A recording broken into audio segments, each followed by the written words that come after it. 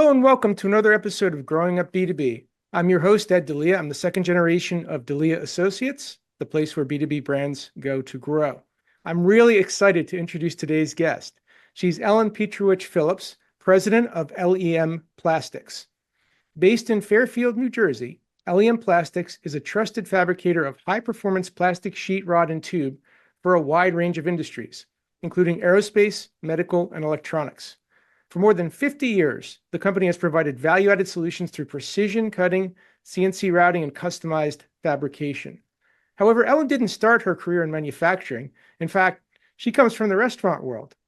But when called upon to step into the business, she rose to the challenge, embracing an entirely new industry and eventually taking the reins to lead LEM Plastics into the future. Ellen, thank you so much for being with us today. Well, thanks for having me. Awesome. Hey, so let's start at the beginning.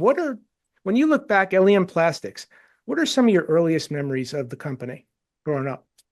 Probably that it wasn't a company. We grew up in it, so it was just an extension of our family. There were family members in it. It was just the way you did it. But I grew up over a butcher store and my grandparents owned. So it was always the family pot. There was always a business intertwined with us. So we just knew that we worked hard and we worked first, and that came before fun, pleasure, and everything else. But it was fun and pleasure at its own rate. So we didn't really know the difference. So when you look back your earliest childhood memories, LEM Plastics was in existence at that point. And no, not my earliest. It started somewhere when I was like in grade school somewhere, 10, 11, 12, somewhere in that range. I can't remember. Yeah, in the 70s. So I was already having an informed opinion at those preteen years. So what did you think of at the time your dad starting this thing called LEM Plastics? I don't know if we thought anything. I know it hindered us. It was in the house for the first year. So we had to come home from school and be very quiet until 5:30. If the phone rang, especially because most business was conducted on the telephone back then, especially then. And I have two sisters, so three little girls running around the house, just getting done with being quiet in Catholic school all day. Yeah, it was definitely a restriction on how we wanted to be. So he literally started from zero, like just started out of the house from zero. Wow. Yes. So so you're now in Fairfield. Was that facility the original facility, or were you somewhere else before that? No, we started in Wallington. My father's a Wallington boy, and we started there. And unfortunately, Hurricane Irene and Hurricane Sandy let us know that this is definitely not our home. So we had to move after that. And then we were in Rutherford for 5 years, and then we found what we're considering our permanent home. We love being up here in Fairfield. Okay. Excellent. Okay. So you had a couple of moves of the business. Yeah. Machine shops, moving big equipment, that is not fun, but we've gotten it down to a really good science at this point. So hopefully, like you said, hopefully your home is now situated for a good long while. Yeah. So now you have to talk a little bit about the transition. You were originally in the restaurant industry. So before we talk about how you ended up at LEM, what was it that drew you into the restaurant industry? What did you like or not like about that world? Let's see. My mom gave great dinner parties. The ones you saw like on the TV shows, Bewitched, and everyone sat down at the table and everyone came to their house dressed elegantly, and we'd look down the stairs and stare at them.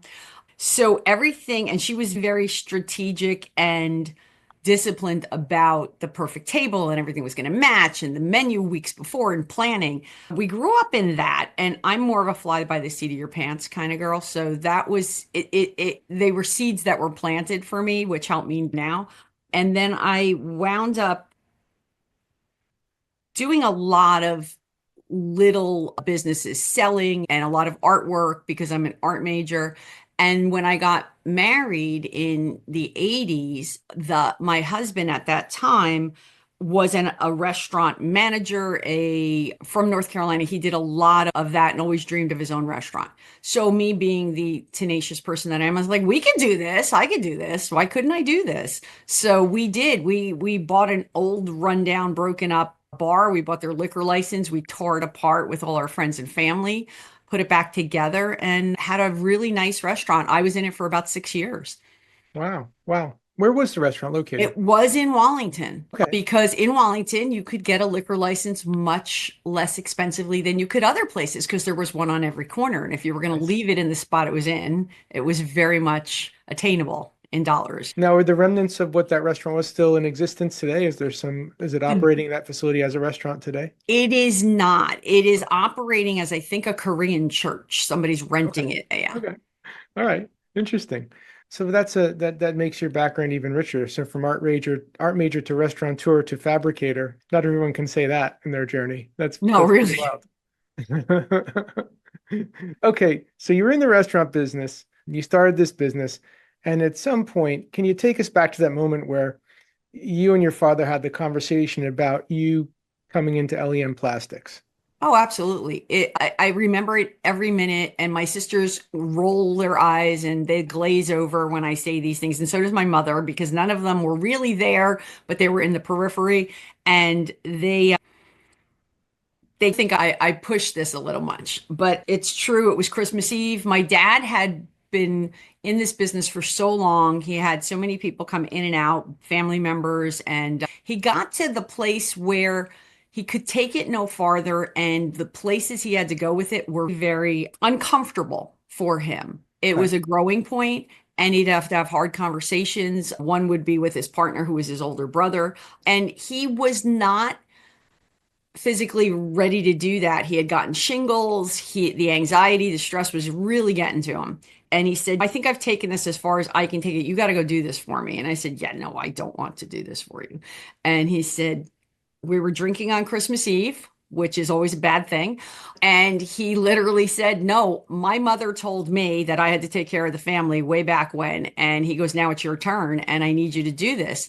And I said, okay, what's entailed? And he said, you're going to buy this business from me, and it's going to make enough money that you could pay me back through the business. He said, and don't worry, my brother's going to sell to you and it'll be great and everything's going to happen. And I said, okay. And I did it. And then all of the interesting things about all of the stuff I did not know about business appeared. So I found Hmm. out about all the things I didn't know I didn't know. So, what was going through your mind at the time? Had you, along the way, Ellen, been exposed to the business, even though you were involved in your Yes. own? You had peripherally, it sounds like you had a bit of a sensibility of what was going on at LEM.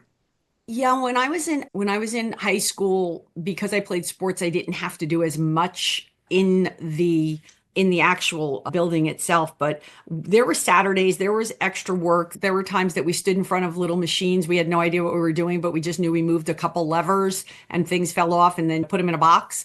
We didn't really know what we were doing, but we were put in front of that. My father brought home a lot. If you know what deburring is, which is really taking off little threads off the end of parts. It's if you have a tumbler, they do it that way sometimes, but there are certain materials in plastic that don't allow you to do that. So we'd sit with razor blades at the house and we'd do all these little gadgety things and switching parts and putting them in order. So we always had our hands in something.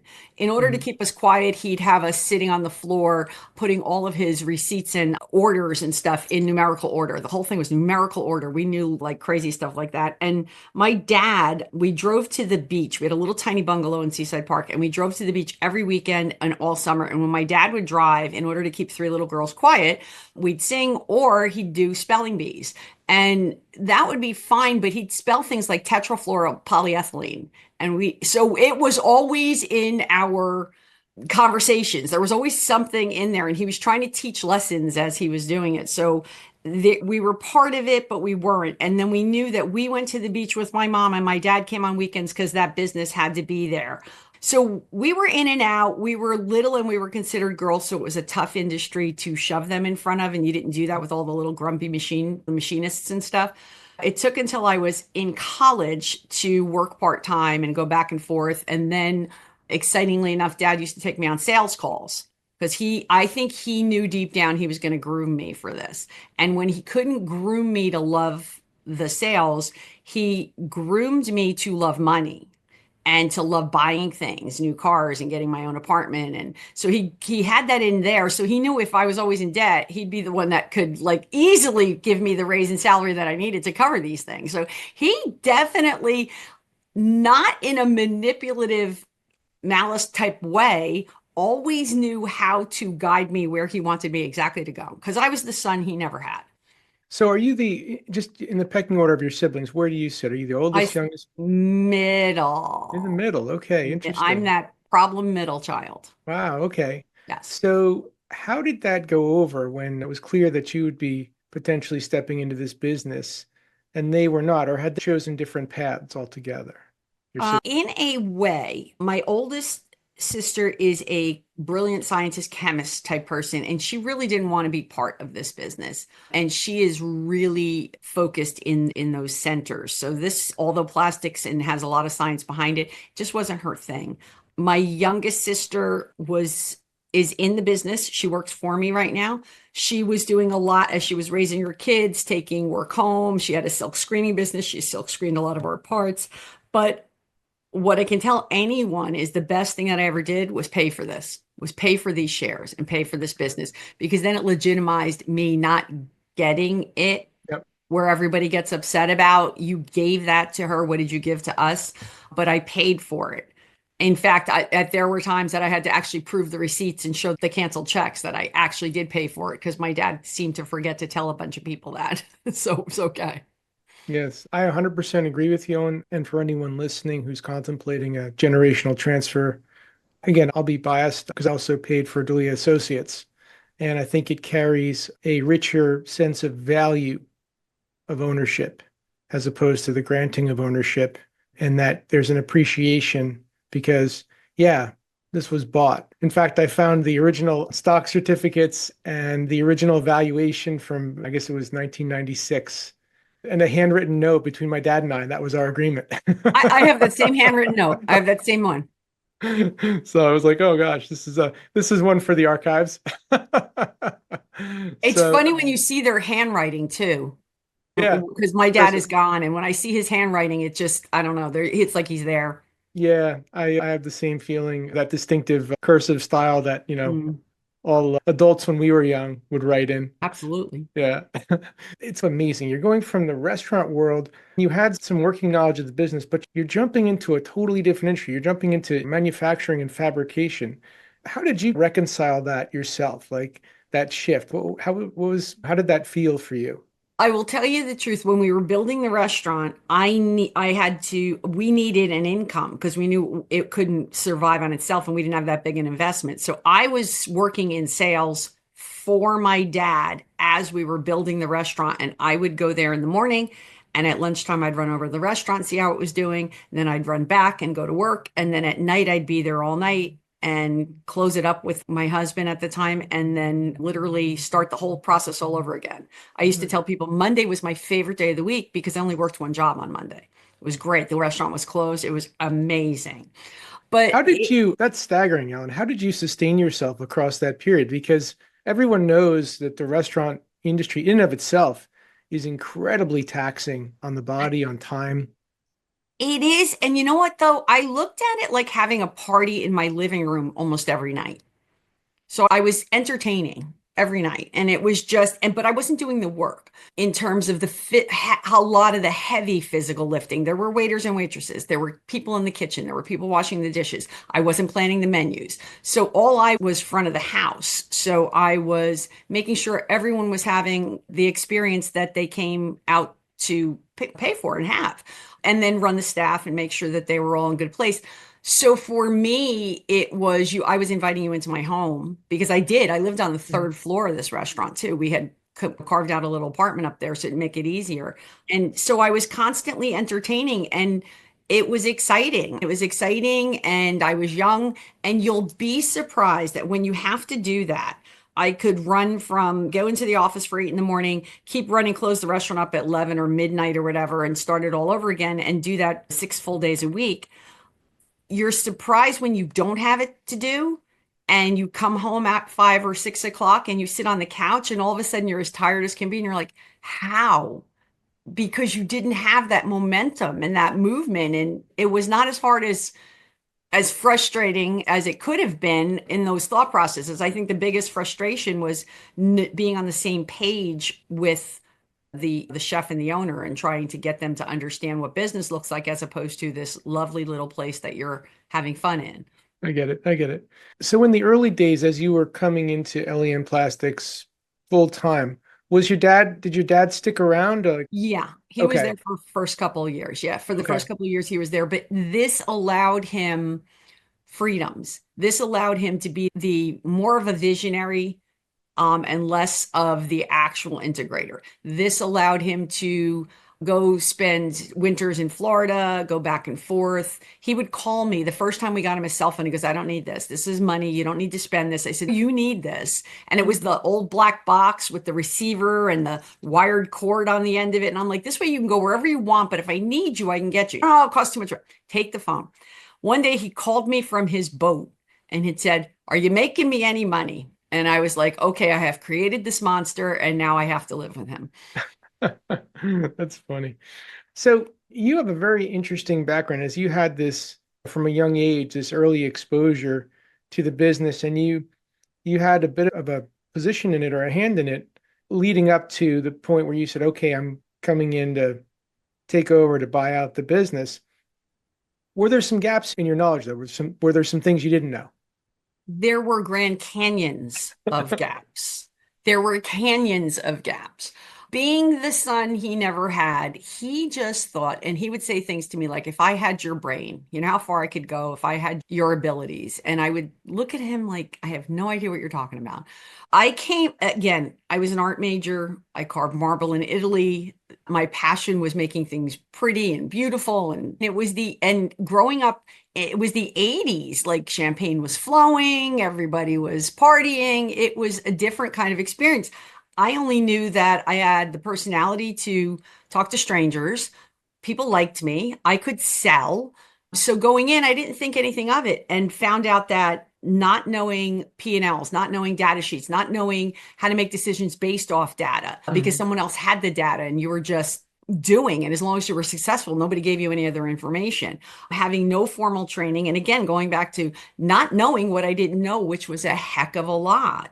It sent me looking for places to get that knowledge, but not until I had a bunch of explosions, not knowing how to talk to employees the right way, especially when you're younger than they are, not knowing how to introduce new technology to old curmudgeons, not having patience, not learning one of the important things about being an actual boss of trusting that the person that you're giving this to is going to bring back the result you want. Maybe not the way you do it, maybe not as fast as you're going to do it, but they're going to bring back something and you have to be pleased with the end result because that's what you want. They may have gone about it a different way. So I had to learn how to give direction and just everything. It was an MBA in a box rolled up that tortured me all the way through. So a lot of the people that were there had been there for some time, it sounds like, some of the employees. Oh yeah. So you were basically now overseeing people that probably maybe some who knew you as a younger version of you, maybe as a child, right? Is that Yes, they did. so? How was it? This is very common when you see a generational transition. Suddenly, the younger next generation is stepping into leadership, and sometimes there's I don't know if you call it a culture or a challenge in getting the buy-in of the team or the respect of the team. So how did that process happen at LEM? Was that an issue or did they just accept you as the leader as you came in for your dad? I think they pretended to accept me, meaning that part of it was okay because they knew I had dad's ear. So if I was going to be talking to Tom and they were going to be talking to Tom, I probably had a little more leverage. The reason they stuck around through all of the rougher patches that I was having was because they also knew that he grew up in an entrepreneurial household and it was more of a B to C. But we all and would travel through every business, whether it was the restaurant or the butcher shop that we grew up above or this business. And I call my plastics business a service business. We were there to serve the customer. Not that they were always right, but they always were respected and left happy. So I think everyone who was there knew that ultimately it was the customer and my father bending to, and he made me stronger. He made me who I am in terms of always taking someone else's side to just make me stronger, make me understand, make me work harder, and in a way, pushing me to see the other point. But I had to figure that out myself. It's not like he said, okay, now let's look at it this side. He was a great teacher and a great seed planter, but he didn't give us the prettiest painted picture that we could follow. We had to figure it out. Interesting. You mentioned that there were some gaps in your education of the greater business as a whole. And it also sounds, despite what your dad said, oh, this business is you're just gonna rock and roll through it. It's just gonna go in one direction up. It sounds like maybe it didn't quite go that way. It wasn't all just up, right?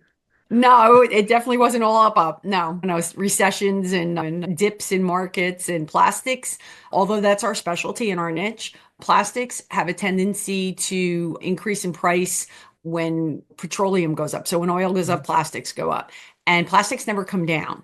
You'll see the gas pipe prices go up and down at the pumps.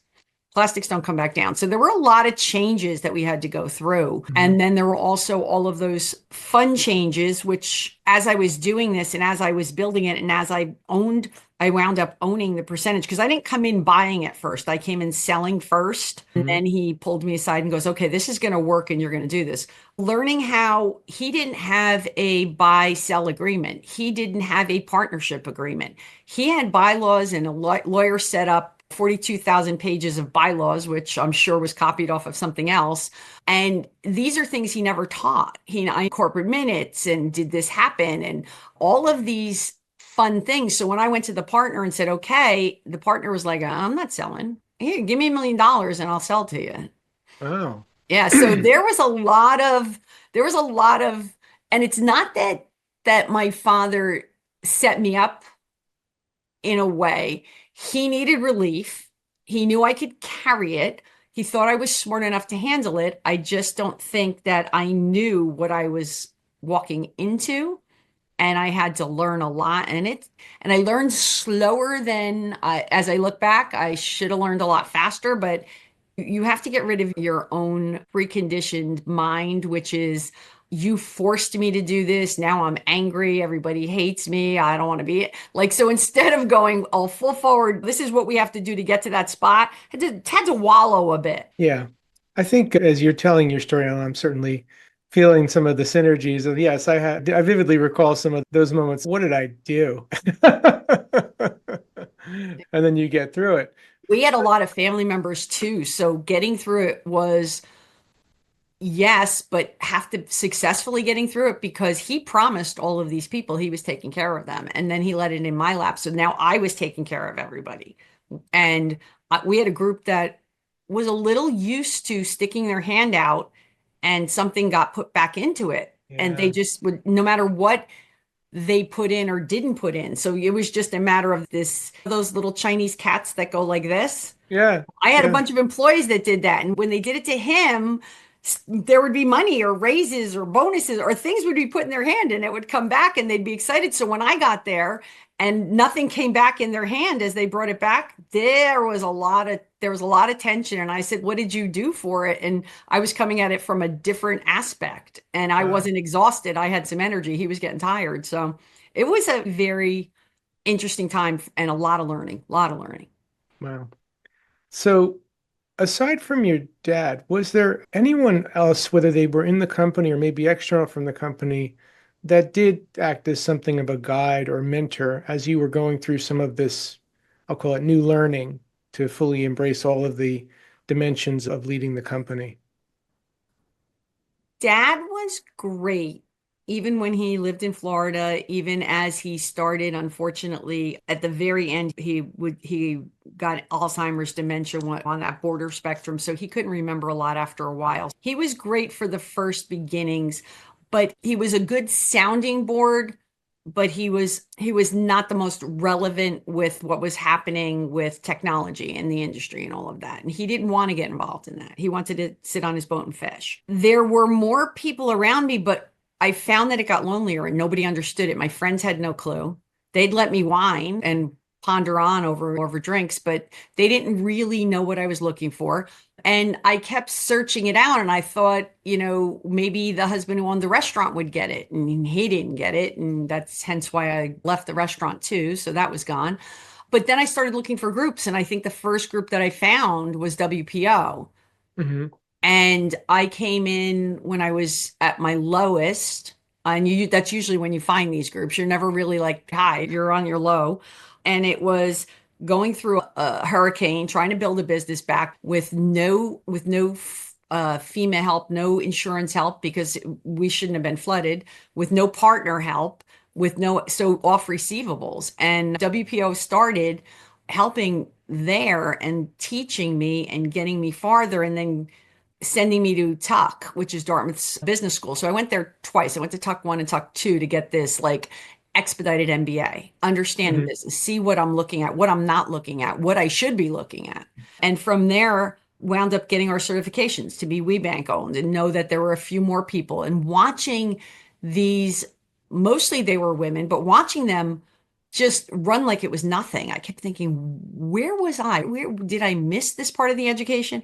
And then finally, I found EO, which has been my home for the last, oh, I guess 9 years or so, where I got the testosterone fill that I needed to play in this industry because Hmm. I was mostly the only woman in the room for a lot of the meetings, a lot of the time. And then I was the only woman in the room without an engineering degree or a business degree. And Hmm. I was still holding my own, but it was from this space of, I think they teach it to you in the service, where you step out of the fray, you step back and take a bigger overview. And I've Hmm. always learned to take that overview because I am not as educated as an engineer, and I can't come from that, but I can come from the simple perspective of asking that easy question and reminding them to come and stay in the simple, because Hmm. we don't have to get that complicated.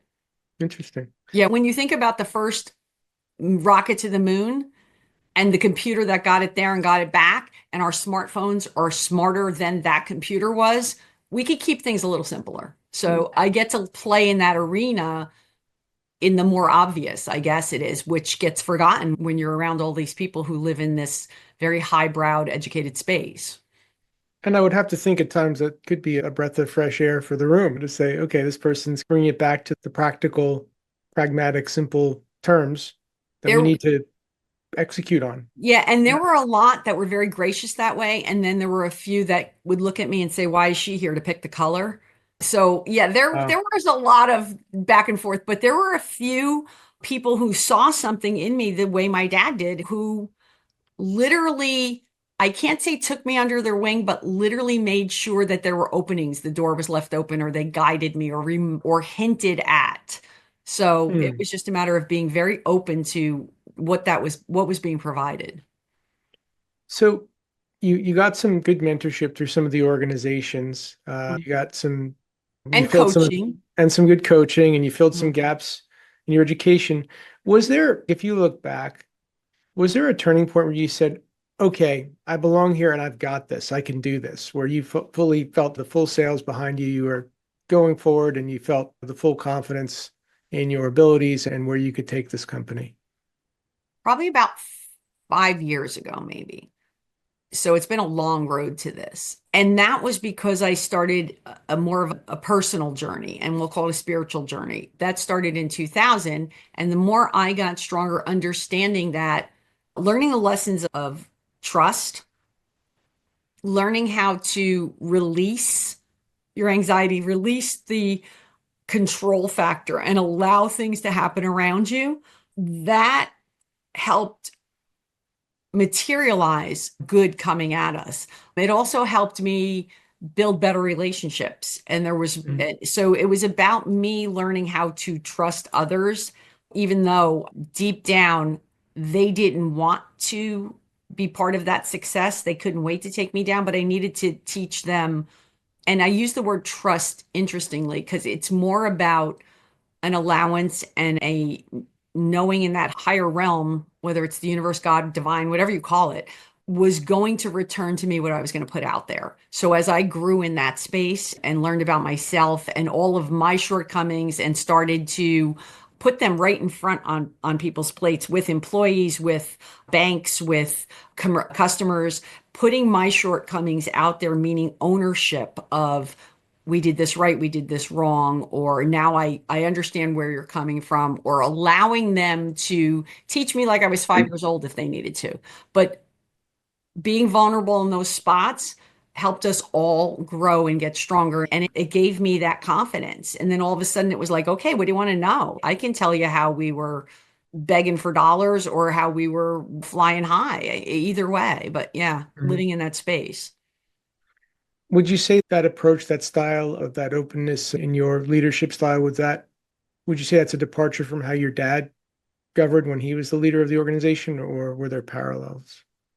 It a little bit of both, but I think there it was a little different because it was probably a lot different because I had to get some stodgy old thinkers and some very closed minds to embrace trust, to embrace goodness and kindness. And it brought us around to what our brand really was and explained to them, you're acting in this way. You live and breathe this customer service that you're doing. Now we're just putting words around it and titles around it, and we're explaining it a little bit more. Although it sounds foreign on a piece of paper to you, you're actually embodying it. So we were all growing at the same time. But in order for me to get anyone to change, I had to be the first one who changed.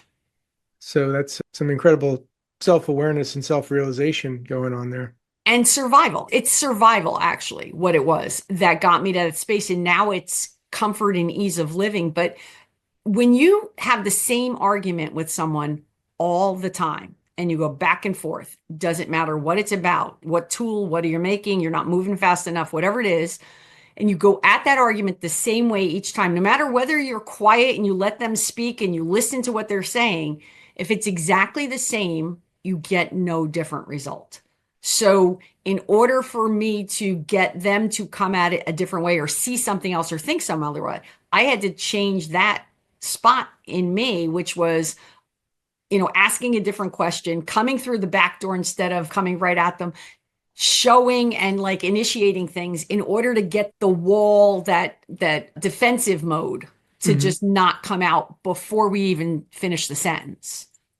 And when you come at a problem or a same situation or a different way, you throw the other person off. It's if they threw a ball and you didn't catch it. When you're arguing, you're throwing that ball back and forth at each other. It's energy, and you're throwing it back and forth and back and forth and back and forth. And you continue to catch it and throw it and catch it and throw it.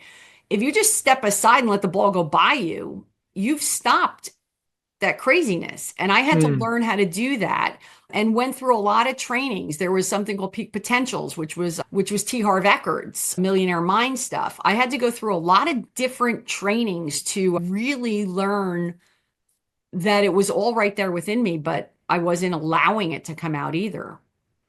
Wow, that's really amazing. That's really amazing. Everything you just said was floored me. So Mm. that's pretty impactful. So you did along the way, you mentioned the LEM brand, right?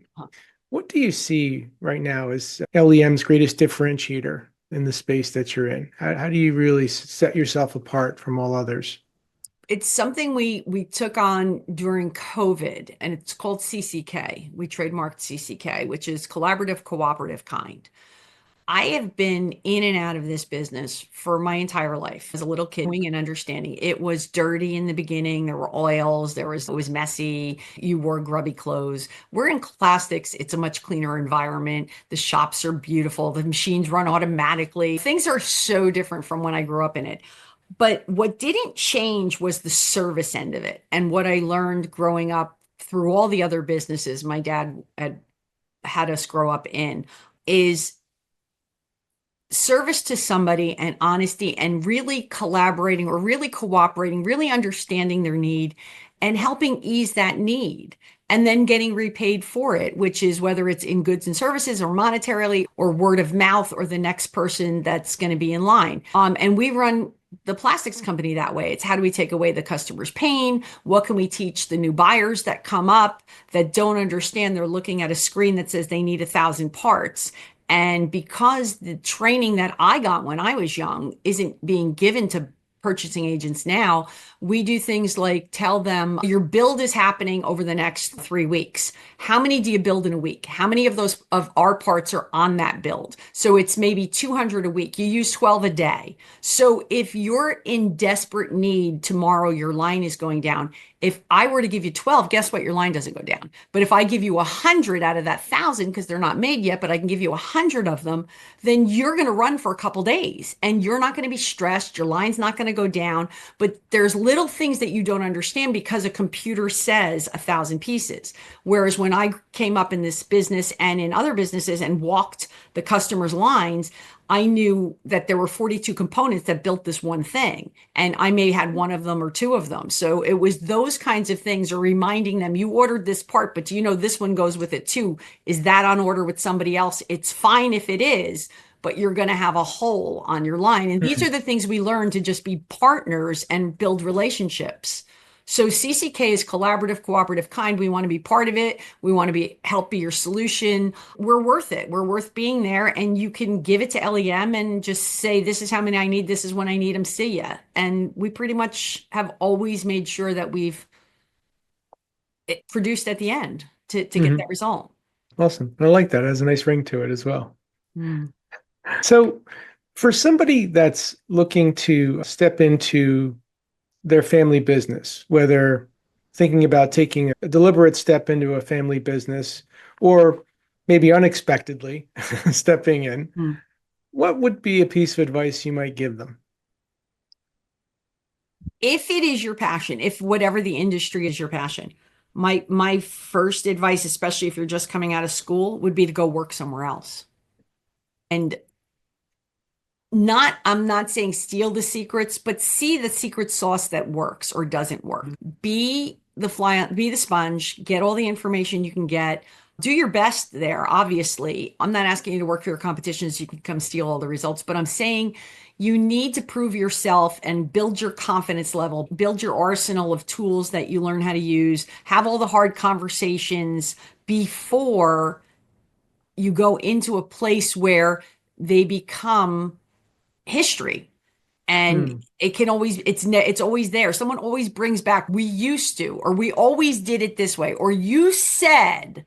Now, yeah, I said that 10 years ago. I've grown since then. I might not say that again now, but that's where we were 10 years ago. So I would say go get a really good education and work on your business, your skills, your chops, so that when you come in, you don't have the baggage that comes along with family and whispers and friends and all of that other stuff that, is inevitably in every space. We're human. It's all there. That's outstanding advice. That really is. And much like yourself, I unfortunately didn't have that luxury. Just come in and learn the business and buy me out, or I'm selling it. And I'm deciding next week. So you better decide before next week. Yeah. Yeah. Those are, how much alcohol was involved in that conversation, though? Not enough. Let's look ahead for a moment. What are some things coming up that you're really excited about for LEM or for the industry you're in? What's going on right now that's exciting you? I know everyone is panic-stricken about the tariffs or whatever's happening, and I am living in my space of when we have a positive and ended decision, I will then react. And I'm not saying I'm not prepared. I was a Girl Scout. I'm prepared. I'm running scenarios of what things would look like, but I'm not living in an anxiety, panic-stricken, upset world. Whoever anybody voted for, the president that's in the seat is the president. I don't see it as a human. I see it as an entity sitting in a seat of a chair that needs to happen. So as an American, I got to support whatever's there. I think manufacturing, being part of NJMEP, which is the manufacturing extension program in this state, I see that it's getting sexy again. And that's one of the things a few of the friends I have in manufacturing have always said. We need to have our kids believe that manufacturing is a sexy business to be in. And it is with the robotics, and it is with all it's new, clean and spacey. And it's so different than what, for lack of a better term, what Hollywood, what commercials, what anybody presents manufacturing as. Okay, it's nice that Rosie the Riveter was there, but that's not who the women in this industry are anymore. Yes, we're strong as nails, but we're in the C-suite. We're not on the line. And you know what? Yeah. We might have got a really good education down there, but it's got excitement around it. I'm trying to not be Pollyanna and say, ooh, and everything's coming back because I don't know that it is. We can't do things as efficiently. We can't do things as price wise where we would like to. But there is a level of manufacturing that belongs here in the US because there's a pride around it. There is a sense of pride, but ownership, but also belonging when you say it was made in the USA and you can put that sticker on something. When you can say things like, I have parts on the space station and they came out of New Jersey. That's cool. Did I have anything to do with the design? Did I have anything to do with getting them up there? No, but the idea that we can be part of something like that gives people ownership. And I don't know about anyone else, but when I have a child that I raised who's 21, and one of the greatest joys that we ever had was building. And I know mothers curse the Legos and you step on them in the middle of the night and they hurt your feet. But building, putting things together, taking things apart, they take at Christmas time when they're 2 before they know what a toy is. They play with the box, the wonderment, the imagination, the ability to excite our youth on the fact that we could make something that comes out of your little head that was never thought of before, to me is very exciting. And the idea that people are talking about it right now we're going to get another, love him or hate him, Elon's a genius in what he does. We're going to get a few more of them because it's going to be cool to invent things or build things or make things or whatever. And we're getting a little more excitement around it. So I feel good about manufacturing. I like the idea that I can be involved in projects that can help people or projects that can send people to the moon or projects that can make boats float, whatever it is. Just the idea that coming from an art background where I used to just make sculpture and collages and paintings that I can make something every day, something tangible every day. And the cool thing about our industry is that it has a purpose. It's not just going to hang on the wall. There are parts on the roller coaster down in Disney. So that's fun. Rent a Runway got to work through COVID because we were able to give them all of this sheeting and spaces for their people to work. And it's just cool to be part of everything. I'm excited about what's coming up. I'm excited that we're going to make other people excited about it, hopefully. And that's some really great comments that you just made. I tend to share your sentiment that manufacturing for some years now has really needed a boost in terms of its perception amongst the rising generation who, for various, as you mentioned, reasons, tends to look with less favor on that career path than other career paths, when the truth is they probably can go further faster down a manufacturing path than they could down a, say, more of a corporate cubicle path or the equivalent of. So that's, and biasedly, I'd have to say, as a culture, I think we're pretty darn good at making things. I would agree. Last question, Ellen. If any of our listeners wanted to learn more about you or LEM Plastics, what's the best way for them to connect? Well, we have a small following on LinkedIn under the L-E-M Plastics site. I have my LinkedIn page, which is Ellen Pietrowitz-Phillips, but our website is the same. It's the L-E-M Plastics. It comes up anyway without the dashes or not, but our website tells you a lot. There are videos, there's fun stuff to walk through, and it gives you our history, our story, and what our passion is. Awesome. Please come look at it. Yeah. Awesome. Ellen, thank you so much for joining us today and sharing your wonderful journey. Again, we've been speaking with Ellen Pietrowitz-Phillips, president of LEM Plastics, and I'm your host, Ed Delia. Thanks so much for joining us on Growing Up B2B, and we'll see you next time. Ellen, thank you again. Thanks, Ed. It was fun. Take care.